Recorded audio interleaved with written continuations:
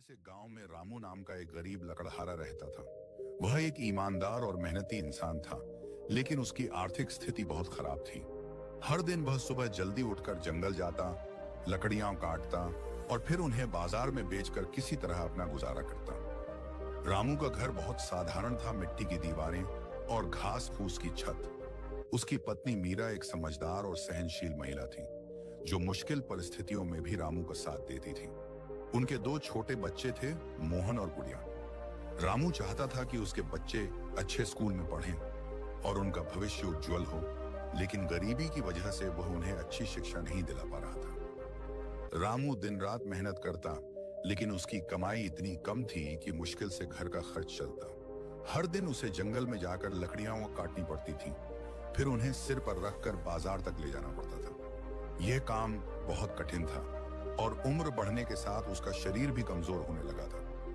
एक दिन जब वह बाजार में लकड़ियां बेचने गया, तो वहां के एक व्यापारी ने उसकी लकड़ियों के बदले बहुत कम पैसे दिए। रामू निराश हो गया। उसने दुखी होकर सोचा, मैं इतनी मेहनत करता हूं, फिर भी मेरी जिंदगी में कोई सुधार क्यों नहीं आता? शायद मेरी किस्मत ही खराब है। घर लौटते समय वह बहुत उदास था। रास्ते में उसे गांव के एक बुजुर्ग महात्मा जी मिले। वे बहुत ज्ञानी और अनुभवी व्यक्ति थे और गांव के लोग उनकी बहुत इज्जत करते थे। महात्मा जी ने रामू को उदास देखकर पूछा, क्या हुआ बेटा, इतने दुखी क्यों हो? रामू ने अपना पूरा दुखड़ा सुना दिया। उसने कहा, बाबा जी, मैं दिन रात मेहनत करता हूं, लेकिन फिर भी मेरी गरीबी दूर नहीं होती। मेरी किस्मत ही खराब है। महात्मा जी मुस्कुराए और बोले, बेटा, तुम्हारी समस्या मेहनत की नहीं बल्कि सोच की है। सिर्फ मेहनत करने से ही कुछ नहीं होता, बल्कि सही दिशा में मेहनत करना जरूरी होता है। अगर तुम अपनी सोच बदलोगे और चीजों को नए तरीके से देखने की कोशिश करोगे, तो तुम्हें सफलता जरूर मिलेगी। रामू ने आश्चर्य से पूछा, पर बाबा जी, मैं और क्या कर सकता हूं? मेरे पास तो सिर्फ लकड़ियां काटने का हुनर है। महात्मा जी ने कहा, हुनर कोई छोटा या बड़ा नहीं होता। असली फर्क यह पड़ता है कि तुम अपने हुनर का उपयोग कैसे करते हो। अगर तुम अपनी लकड़ियों को ऐसे ही बेचते रहोगे तो तुम्हें कम दाम ही मिलेंगे, लेकिन अगर तुम उनमें कुछ नया जोड़ दोगे तो तुम्हें उनका मूल्य भी ज्यादा मिलेगा। रामू इस बात को ठीक से समझ नहीं पाया, लेकिन उसने महात्मा जी की सलाह मानने का फैसला किया। अगले दिन से रामू ने अपनी सोच को बदलने की कोशिश की।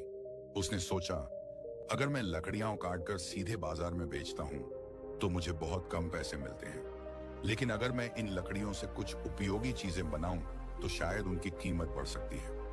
रामू ने अपने पुराने औजारों को देखा और लकड़ियों से छोटे छोटे खिलौने और सजावटी सामान बनाने की कोशिश की।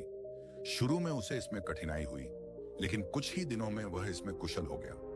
अब वह बाजार में सिर्फ लकड़ियां बेचने के बजाय लकड़ी के सुंदर खिलौने और हस्तशिल्प भी बेचने लगा। धीरे धीरे लोगों को उसके बनाए सामान पसंद आने लगे। गांव के बच्चे उसके लकड़ी के खिलौनों को बहुत पसंद करते थे और कई अमीर लोग भी उनके सुंदर डिजाइनों से प्रभावित होकर उन्हें खरीदने लगे।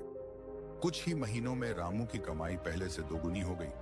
उसने अपने बच्चों को अच्छे स्कूल में दाखिला दिलाया और अपने घर की हालत भी सुधार ली। रामू की सफलता की खबर धीरे धीरे आसपास के गांवों तक भी पहुंच गई। अब लोग खास तौर पर उसकी लकड़ी की वस्तुएं खरीदने आने लगे। उसकी पत्नी मीरा भी उसका हाथ बंटाने लगी और साथ मिलकर वे एक छोटा सा कारोबार चलाने लगे। कुछ ही सालों में रामू का कारोबार इतना बढ़ गया कि उसने गांव के कुछ और गरीब लोगों को भी अपने काम में शामिल कर लिया। अब वह सिर्फ एक साधारण लकड़हारा नहीं रहा, बल्कि एक सफल व्यापारी बन चुका था।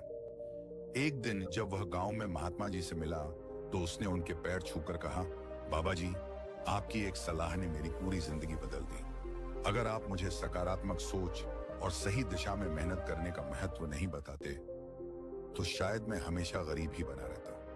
महात्मा जी मुस्कुराए और बोले, बेटा, जब इंसान अपनी सोच बदलता है तो उसकी किस्मत भी बदल जाती है। यही सकारात्मक सोच की असली ताकत है। सकारात्मक सोच और सही प्रयासों से असंभव भी संभव हो सकता है।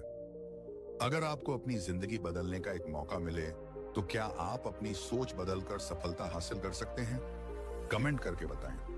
अगर ये कहानी आपको पसंद आई है तो इसे लाइक करें, शेयर करें और चैनल को सब्सक्राइब करना ना भूलें। मिलते हैं नई वीडियो